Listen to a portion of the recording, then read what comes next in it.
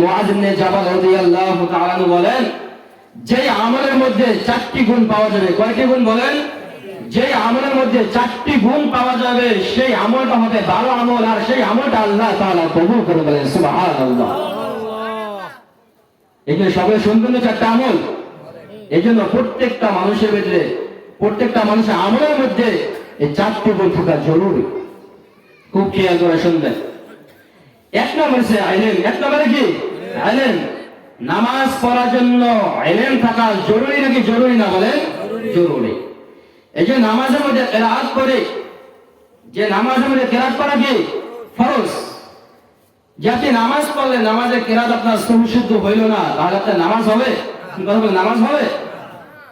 এজন্য ইলমে দ্বীন শিক্ষা করা, তলাবুল ইলমি ফারিদাতুন আলা কুল্লি মুসলিম ওয়া মুসলিমা, শুধু পুরুষের জন্য না, মহিলাদের জন্য।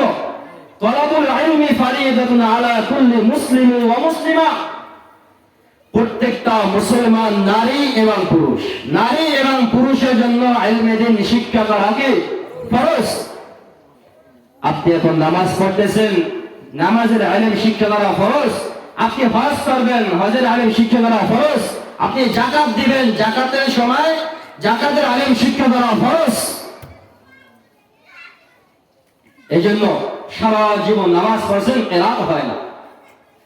এই একজন মানুষ যদি নামাজের মধ্যে কয়টি ফরজ, নামাজ ভঙ্গের কারণ কয়টি, এগুলো না যদি জেনে যদি নামাজ যদি পড়ে, কোন আমল করার কারণে, নামাজের মধ্যে ভুল ত্রুটি করার কারণে নামাজ ফাসেদ হয়ে গেছে, এটা যদি জানে, সারা জীবন আপনি নামাজ পড়ছেন, ওই নামাজ আল্লাহ তাআলা কবুল করবে?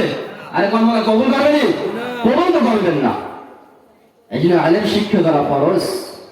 শুধু উলামায়ে কেরামের জন্য না, ইলম শিক্ষা করা ফরজ না, প্রত্যেকটা মুসলমান নারী এবং পুরুষের জন্য ইলমে দ্বীন শিক্ষা করা ফরজ। এই জন্য আজ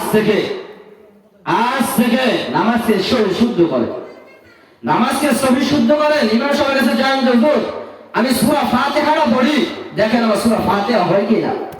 আজ কোন কেউ বলছে? বলে না তো। যে আপনার নিজের আমিত্ব, নিজের ক্রেডিট নিয়ে আসছে, যে আমি একজন অমুক তমুক, আমি একজন মাতবার, আমি কেন হুজুর কাছে যাবো সূরা ফাতিহা শোনানোর জন্য? একটু চিন্তা করেন তো, একটু চিন্তা করেন। সারা জীবন নামাজ পড়ছেন, সূরা ফাতিহা হয় না, আপনার কি হবে? আমল হবে কি হবে? এটা দেখুন। এই যে ভালো আমলের জন্য 1 নম্বর গুণ হলো ইলম। এই যে ইলম শেখার রাস্তা দুইটা। কয়টা বলেন? ইলম শেখার রাস্তা দুইটা।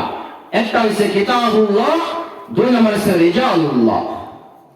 একটা হচ্ছে আল্লাহর কিতাব, কুরআন, হাদিস, এগুলো থেকে আপনি যদি পড়তে পারেন, সেখান থেকে ইলম শিক্ষা করবেন। আর কিতাব পড়ে সমস্ত মাসআলা আপনার পক্ষে হল করা সম্ভব হবে না।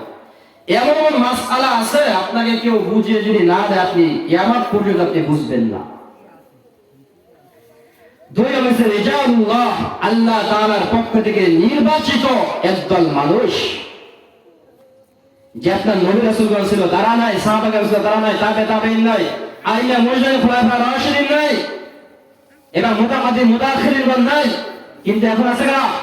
হযরত উলামায়ে কেরাম, হক্কানি উলামায়ে কেরামের কাছ থেকে ইলমে দ্বীন শিক্ষা করবেন, মাসাইল শিক্ষা করবেন, নামাজকে ঠিক করবে, এগুলো ঠিক করবে।